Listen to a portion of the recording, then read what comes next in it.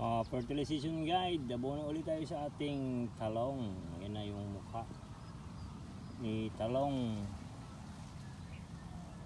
Sabay natin yung sitaw na Star Premium. Same lang yung pinakain ko na sa sitaw sa talong na. So, mayroon na tayong binabad.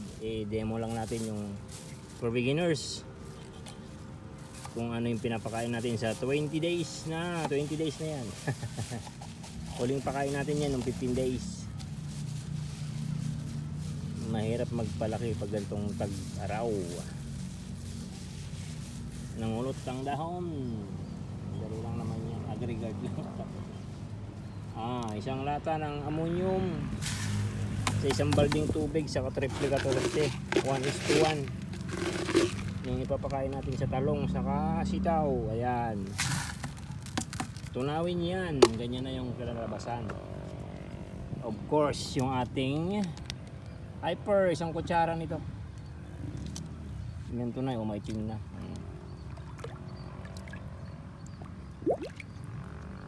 Fertilization guide, paano mag-abono ng 20 days old na talong sitaw. Hindi ko alam ilang days na yan, medyo mataas na eh.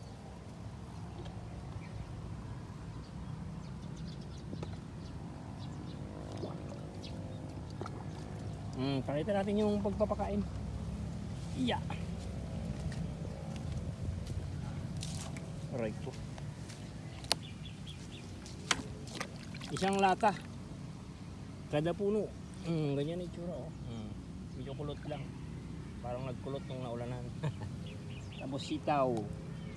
Kunti lang, ganun lang. Isang lata.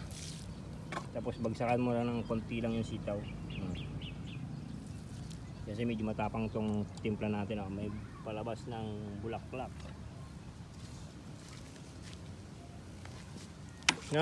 Isang ganto. Paano mag-abono? Sitaw tapos talong. Thank you.